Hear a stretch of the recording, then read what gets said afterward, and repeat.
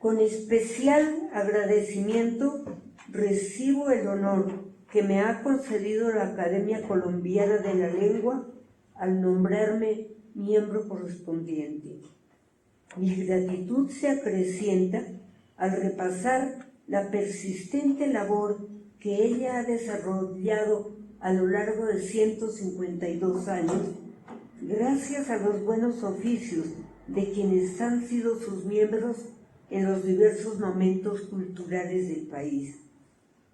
De ahí la variada y valiosa producción literaria de sus académicos, discursos de corte clásico con contenido filosófico, estudios sobre la lengua castellana desde sus raíces griegas y latinas, poemas de hermosa factura y profunda inspiración, ensayos históricos, sociológicos y literarios, novelas conocidas internacionalmente, traducciones de obras clásicas al español, graciosos cuentos costumbristas, versos de improvisadores repentistas que son testimonio de la proverbial chispa bogotana, la historia de la literatura colombiana, el atlas lingüístico y etnográfico de Colombia y gran cantidad de diarios, semanarios, revistas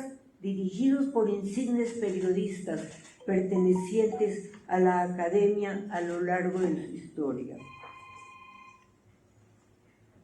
A mi reconocimiento a la labor de la Academia y a mi gratitud por permitirme ser miembro correspondiente, se une el deseo de ser útil a través de la institución en la medida de mis posibilidades. Como educadora, he sentido preocupación desde hace tiempo por las deficiencias en el conocimiento del país por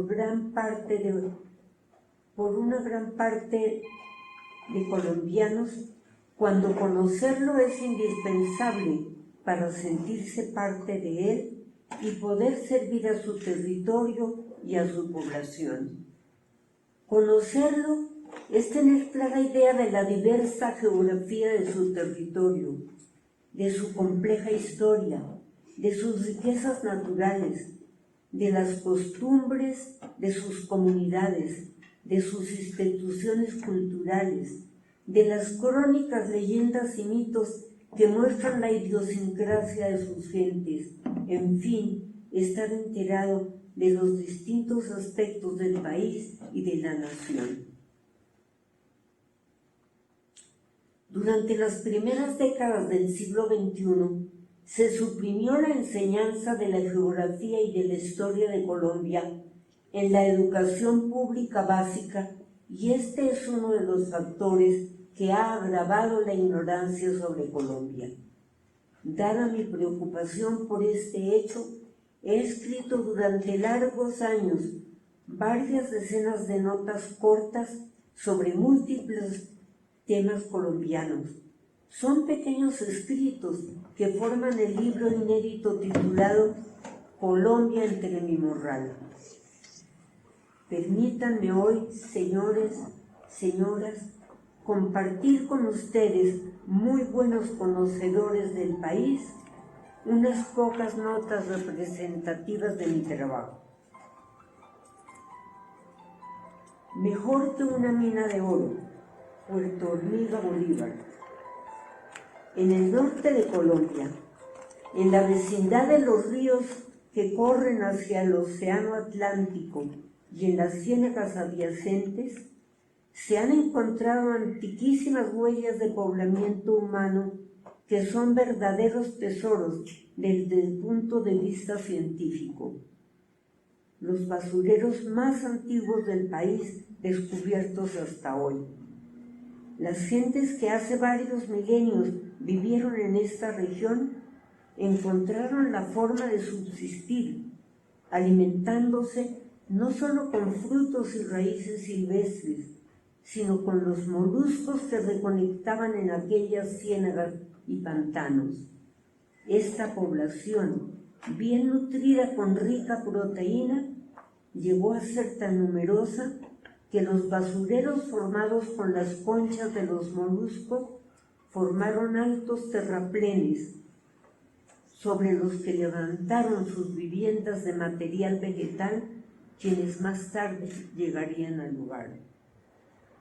Pero lo más interesante es que en Puerto Hormiga, Gerardo Raigel Dolmatov halló fragmentos de piezas de arcilla cocinada cuya antigüedad, fechada en laboratorio, se ha establecido en 5.000 años antes del presente. Uniendo esos pedazos, se han logrado ensamblar casi completos cuencos de forma oblonga, decorados con incisiones y superposiciones. Maravilla ver entre los pequeños fragmentos encontrados los ojos, nariz y boca de una cabecita rodeada de una especie de cresta, pero sobre todo ver en los museos en donde se exhiben que quienes trabajaron la cerámica de Puerto Hormiga no solamente elaboraron objetos útiles, sino que los realizaron con indudable sentido estético.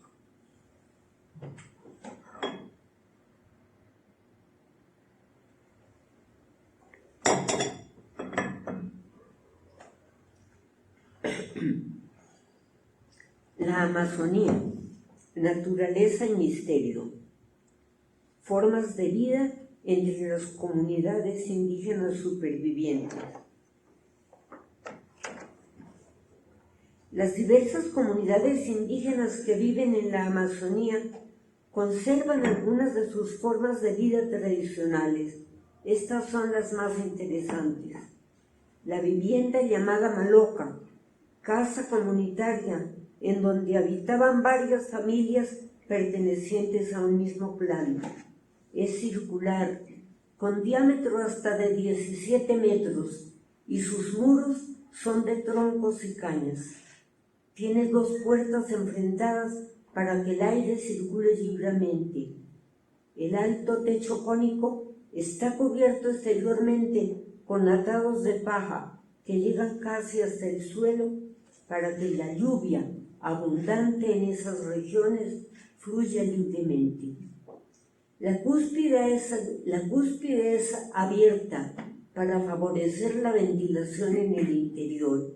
Esa especie de claraboya, cubierta con una gran olla de barro colocada a cierta distancia y boca abajo, simboliza la abundancia que ha de derramarse sobre quienes habitan en la maloca, donde se duerme, se cocina y se trabaja. Cada elemento arquitectónico de la vivienda tiene un profundo significado cosmogónico para la comunidad. En estas regiones selváticas, las tribus que viven en grupos alejados unos de otros se comunican por medio de señales acústicas dadas con un mazo de caucho sobre el tambor llamado maguaré. Este es un tronco de árbol ahuecado al fuego que se coloca horizontalmente a cierta distancia del suelo y con los golpes dados según la clave convenida, las gentes envían mensajes a lugares muy apartados dentro de la jungla. Uno de los mitos más generalizados dentro de la Amazonía colombo-brasilera es el de Yurupari. Yurupari, el héroe civilizador, nació mágicamente, ya que su madre fue fecundada al beber el jugo del fruto del pintal. El niño nació tan bello como el sol. Por eso, cuando llegó a la edad adulta, fue proclamado jefe de su pueblo. Al ser soberano, Yurupari abolió el antiguo matriarcado y estableció el patriarcado. Desde entonces, para celebrar la supremacía de los hombres sobre las mujeres, los varones celebran el rito de Yurupari, nombre que se da a una flauta de material vegetal. Cada varón usa la suya para tocarla y danzar en la ceremonia. Terminado el rito, esconde el instrumento en un lugar de la selva en donde las mujeres no puedan verlo.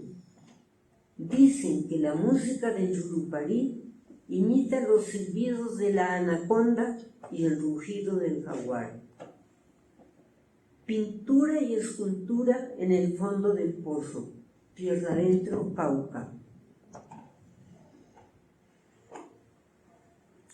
El solo nombre de tierra adentro habla del difícil acceso que tuvo durante muchos años una zona arqueológica enclavada entre las ásperas montañas de la cordillera central colombiana, en cercanías de los municipios de Páez, Inzá y San Andrés de Pizimbalá, en el departamento del Cauca. Hoy en día se puede llegar a Tierra Adentro por carretera, a partir de La Plata en el Huila o desde Popayán en el Cauca.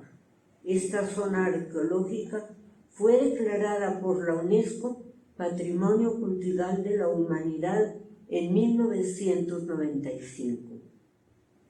Los vestigios precolombinos que allí se encuentran son hipogeos o tumbas subterráneas excavadas en la roca viva.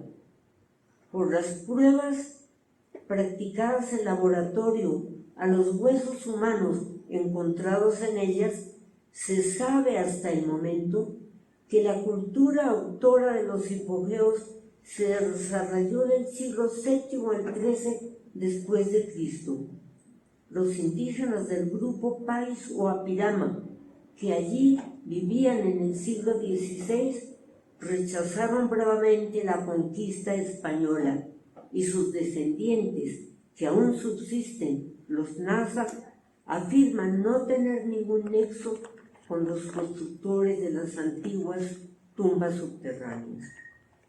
Los hipogeos de Tierra Adentro se encuentran en 4 lugares relativamente cercanos, a los cuales se puede acceder a caballo o a pie: la Loma de Segovia, el Alto del Duende, el Alto del Aguacate, el Alto de San Andrés y el Tablón. En este último no hay tumbas, sino estatuas similares a las de San Agustín en su periodo decadente. Los hipogeos de Tierra Adentro tienen diferente tamaño y profundidad. A uno de ellos, representativo de los más grandes en la Loma de Segovia, se desciende por una escalera de muy altos peldaños, circundante del eje central del pozo. Tiene 6 metros de profundidad. Al final del descenso, una laja de piedra guarda la entrada al hipogeo. En él se encuentra un gran vestíbulo de forma ovalada, con techo abovedado sostenido por 2 columnas. Alrededor del recinto se abren 7 nichos. En cada uno de ellos se han hallado varias urnas funerarias de cerámica en forma de útero, donde están los huesos del segundo enterramiento de cada uno de los miembros de una familia. La bóveda del vestíbulo presenta relieves que imitan las vigas del techo de una vivienda, y la pintura sobre fondo blanco, con trazos negros, rojos y amarillos, parece imitar el tejido de las esteras con que debieron cubrir el cielo raso y las paredes de las casas terrenales, ya que el hipogeo era el hogar para la eternidad de las familias que conformaban un clan. La importancia que se daba a la construcción de tumbas, tanto en San Agustín como en Tierra Adentro, sitios relativamente cercanos, hace suponer algún nexo entre las 2 culturas. Me voy a permitir pedirle al padre Mauricio Uribe Blanco, decano de la Facultad de Filosofía y Humanidades en la Universidad Sergio Arboleda, que me ayude con la lectura del siguiente trozo.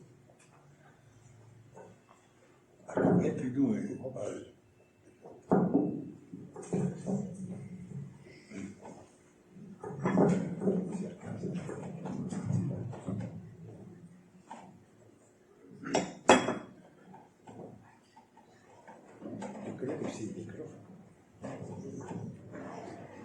Sí.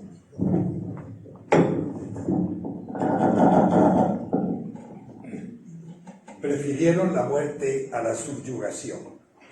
El Peñón de los Muertos, Huaycán, Boyacá. Al norte de Boyacá, en las cercanías de la población de Huicán, existe una belleza natural llena de misterios. Es un peñón de más de 250 metros de altura, a cuyos pies se divisa, encañonado, el torrentoso río Nevado. Sus aguas bajan de la Sierra Nevada del Cocuy y van a desembocar al río Chicamocha, afluente del Magdalena. Pero no es solamente la agreste belleza de las imponentes rocas lo que hace que el viajero se detenga a contemplarlas, sino la leyenda que envuelve aquel peñón llamado el Peñón de los Muertos. Cuentan los campesinos de la región que durante muchos años, en el fondo del abismo junto al río, se vio resplandecer la blancura de los huesos de miles de valerosos indígenas que prefirieron arrojarse allí y quedar allí para siempre antes que ser siervos de los españoles. La historia, consignada en las crónicas de la conquista, relatan cómo en la segunda mitad del siglo XVI, cuando los conquistadores al mando de Gonzalo Jiménez de Quesada ya habían saqueado los tesoros de los muiscas, que constituían un verdadero dorado, tuvieron la peregrina idea de ir tras un segundo dorado que nunca pudieron hallar, pero que, según decían, quedaba en el norte, en la región donde vivían los tunebos o uhuas. Allí los picos de los Andes sobrepasan los 5.000 metros de altura sobre el nivel del mar, y las siluetas blancas de los nevados se recortan sobre un cielo casi siempre de color azul intenso. Los tunebos y su entorno natural eran el verdadero dorado que los hombres europeos, en su desespero de encontrar oro, no pudieron ver. Al lugar que ansiosamente buscaban lo llamaban la Casa del Sol, y lo imaginaban como un gran bohío lleno de oro, de mucho más oro que el que ya habían recogido en todo el altiplano cundiboyacense. El encargado de ir en su conquista fue Hernán Pérez de Quesada con sus tropas. Huyendo de la ambición de los conquistadores, los tunebos emigraron en busca de refugio hacia las grutas de las Peñas. Pero cuando se vieron acorralados por sus perseguidores, corrieron hasta el borde del peñón que mira el profundo cañón del río Nevado, y allí, en larga fila, se precipitaron uno tras otro al fondo del abismo. Gracias.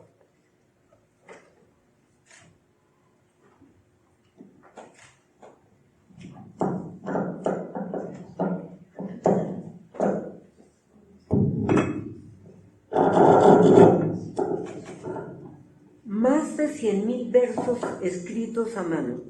El cronista Juan de Castellanos.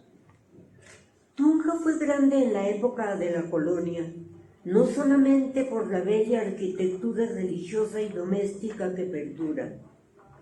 Fue también grande por la importancia de las personas que en ella se establecieron.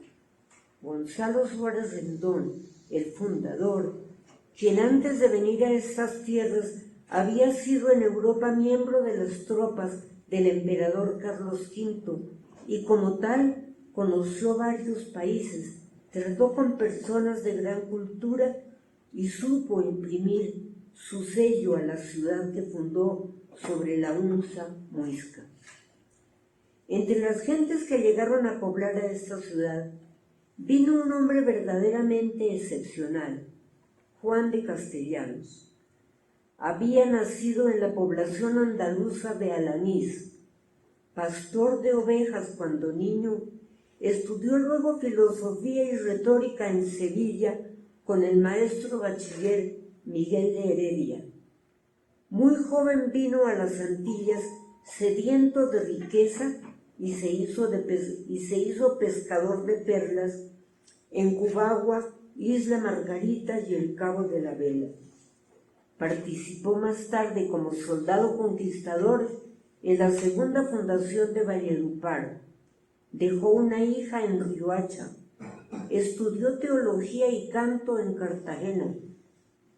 Se ordenó sacerdote y tras varios andares como clérigo, logró que lo nombraran cura beneficiado en Tunja. Así llegó a esta ciudad el singular personaje que dirigió la construcción de la hermosa Catedral de Santiago.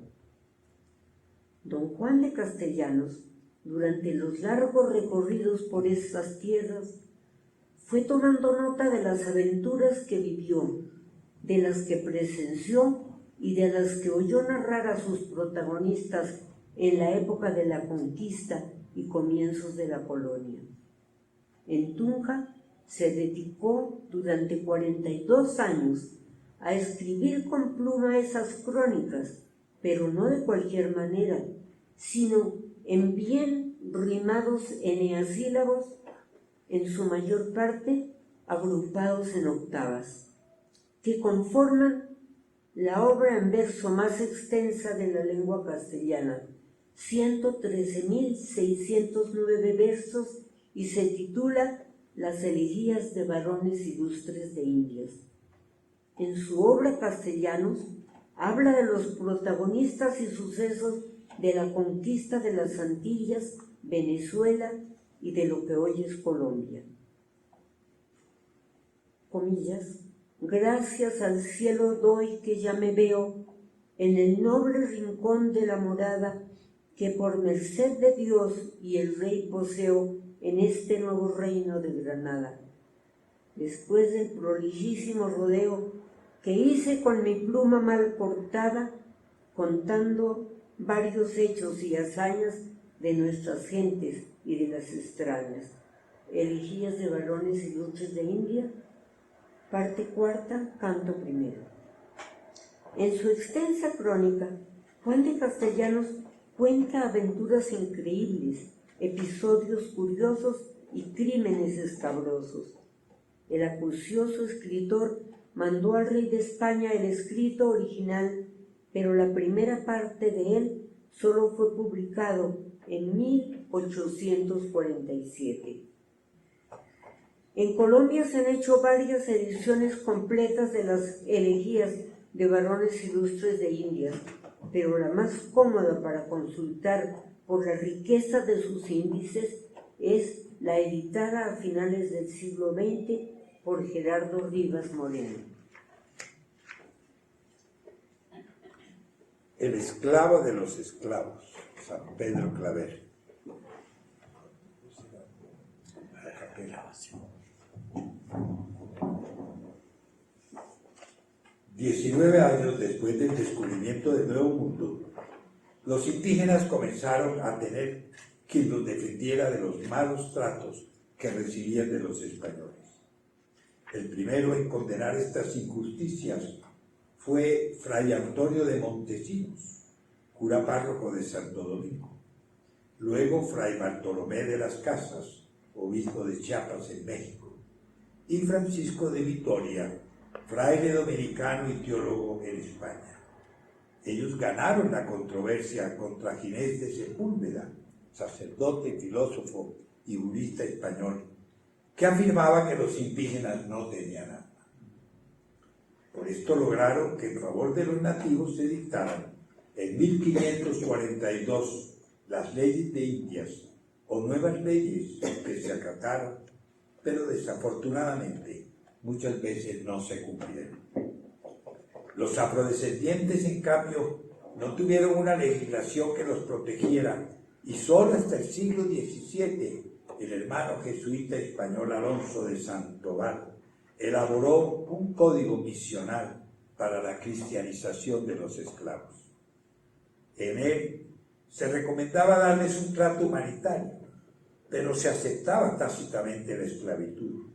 Además, las autoridades civiles consideraban que por ser los afrodescendientes de mayor fortaleza física que los indígenas, debían hacer los trabajos más duros en las minas, en la construcción y en el agro. Habría de venir a solidarizarse con ellos Pedro Claver, que se llamó a sí mismo el esclavo de los esclavos. Había nacido en Verdú, Cataluña, España, en 1580. Ingresó al noviciado jesuítico en 1602 y, estando en Palma de Mallorca, oyó hablar de la situación de los esclavos en América. En la Palma de Mallorca oyó el llamado de Cristo en la voz del padre Alonso Rodríguez, el humildísimo, que de América le hablara, donde los negros proscritos en la carne y en el alma llevan tatuados el martirio. María Guerrero Palacios, el romancero de Cartagena. Pedro Claver solicitó su traslado a América, que se realizó en 1610. Al llegar al nuevo reino de Granada estuvo como hermano de la Compañía de Jesús en Santa Fe de Bogotá, en Tunja, y finalmente fue trasladado a Cartagena de Indias, donde en 1616 se ordenó como sacerdote. En esta ciudad vivió durante 38 años en el convento de los jesuitas, claustro aledaño a la iglesia que hoy lleva el nombre de San Pedro Claver. Este apóstol se dedicó a servir a los esclavos traídos del África. Esperaba en el puerto la llegada de los navíos que los traía como si fueran mercancías, pues se les arrojaba sobre la arena ardiente de la playa mientras morían de fatiga tras haber tenido que remar durante el viaje, soportando hambre, sed y los latigazos de los capataces. Pedro Claver les daba agua y alimento, curaba sus heridas y les brindaba gestos y palabras cariñosas. El esclavo de los esclavos murió después de haber cumplido su loable misión en el convento jesuítico de Cartagena el 8 de septiembre de 1654. Sus restos mortales se conservan en el templo de San Pedro Claver.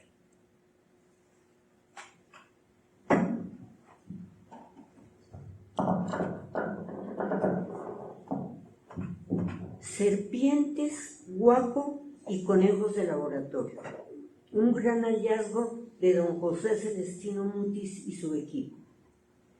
José Celestino Mutis, director de la expedición botánica del Nuevo Reino de Granada, contaba entre sus colaboradores con indígenas, con blancos y con afrodescendientes. Uno de estos últimos, cuyo nombre era Pío y conocido como el Negro Pío, llegó a ser famoso porque hizo un gran descubrimiento. Esta es la historia. En cierta ocasión, después de recorrer un largo camino, se sentó a descansar sobre una tapia y pudo darse cuenta de que un ave fue mordida por cierta serpiente venenosa. El Negro Pío se quedó mirando al ave para ver dónde iba a caer muerta, pero vio que voló hacia una planta trepadora de flores moradas, cantando guaco, guaco, y comía de ella. Luego observó que continuaba su vuelo con otras aves de su bandada mientras todas cantaban guaco, guaco. Fue así como se le ocurrió al Negro Pío hacerse morder por este mismo tipo de serpiente. Luego bebió el zumo de la planta y, dándose cuenta de que el veneno no le había hecho mal, volvió a contarle a don José Celestino Mutis lo que había visto y lo que había hecho.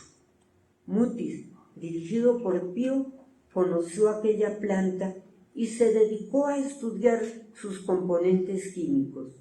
Al encontrar que estos podían servir de antídoto contra el veneno de las serpientes, se lo comunicó a varios miembros de la expedición botánica. Algunos de ellos se sometieron voluntariamente a servir de conejos de laboratorio, haciéndose morder por serpientes venenosas y bebiendo el zumo de la planta. Ellos fueron Jorge Tadeo Lozano, zoólogo santafereño, autor de Fauna cundinamarquesa; Francisco Javier Matiz Guaduero, el más destacado pintor de la expedición botánica, que dejó 216 láminas más 70 dibujos; y Pedro Fermín de Vargas, sangileño, que estudió en Santa Fe, fue amigo de Antonio Nariño, dejó obras como El estudio sobre el guaco, bejuco antiofídico, perteneciente a la familia de las aristoloquiáceas. Gracias al Negro Pío y a los valientes que sirvieron de conejos de laboratorio, José Celestino Mutis, médico y botánico, pudo poner al servicio de la medicina la planta que fue bautizada con el nombre científico de Micania huaco.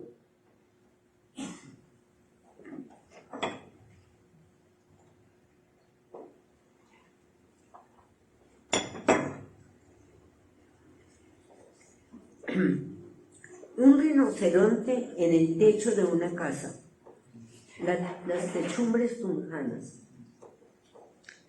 Tunja es la única capital del país que conserva la casa en donde vivió su fundador español, Gonzalo Suárez Rendón.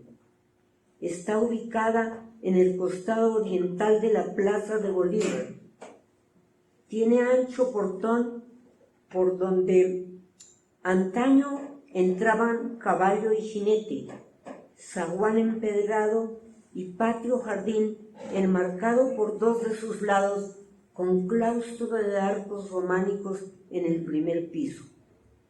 En uno de sus costados están las salas en donde funciona la Academia Boyacense de Historia, fundada en 1905.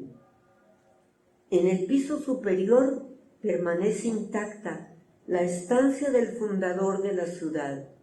Su techo en forma de artesa invertida muestra frescos realizados por un ingenuo y desconocido pintor que plasmó, al lado de las imágenes religiosas, castillos y algunos animales que evocan faenas de cacería, ciervos, osos, caballos. Otra curiosa techumbre tunjana puede verse en la casa de la que algunos piensan fue residencia de un personaje muy religioso y a la vez amante de lo rural, el cura cronista Juan de Castellanos. El artesonado de la sala ostenta, al lado del monograma de Jesús Hombre Salvador, la figura del Cordero Eucarístico y un copón rebosante de hostias, pero también animales de corral, como conejos, gallos, gallinas, pollitos y pavos reales. La más interesante casona de la ciudad es la del escribano del rey o notario de aquella época, don Juan de Vargas, hijo del conquistador Diego de Vargas, de las tropas de Pedro de Ursúa. Esta casa es hoy sede del Museo de Boyacá. La techumbre del salón principal luce frescos que se han atribuido al romano Angelino Medoro, el pintor andariego, que dejó lienzos en varias iglesias de Tunja, Santa Fe de Bogotá, Cali, Quito y Lima. En la techumbre de la casa de don Juan de Vargas, al lado del monograma religioso de Jesús Hombre Salvador, aparecen como manifestación del gusto manierista de la época Diana, la diosa de la cacería en la mitología grecolatina, y un rinoceronte. La esbelta Diana está desnuda y de espaldas, con su carcaj colmado de flechas terciado sobre la espalda. Para representar al rinoceronte, Angelino de Medoro debió tener como modelo una copia del grabado de Durero, quien había tomado la imagen del dibujo hecho por el orfebre Juan de Arfe, admirador del paquidermo vivo, al que conoció cuando le fue enviado como regalo al Papa León X. Gracias a estos acuciosos artistas, en los frescos de la techumbre de la casa de Juan de Vargas podemos ver al insólito rinoceronte tuncano que parece estar vestido con armaduras. Señoras y señores, permítanme contarles que al escribir sobre Colombia me he sentido respaldada por algunos literatos de nuestro país que le han dedicado entrañables páginas al lugar en donde nacieron. María Guerrero Palacios, de Cartagena; Vicente Landines Castro, de Villa de Leyva; Jorge Rojas, de Santa Rosa de Viterbo; Rafael Azula Barrera, del Valle de Tenza; Luis Vidales, de Calarcá, Quindío; Eduardo Santa, de El Líbano, Tolima; Óscar Londoño Pineda, de Tuluá, Valle; Homero Villamil Peralta, de Chiquinquirá, Boyacá; y Enrique Medina Flores, mi hermano, de Tunja. Por esto hoy, al posicionarme como miembro correspondiente de la Academia Colombiana de la Lengua, he querido leer algunas de las notas de las más de 200 que conforman mi libro inédito Colombia entre mi morral. Muchísimas gracias.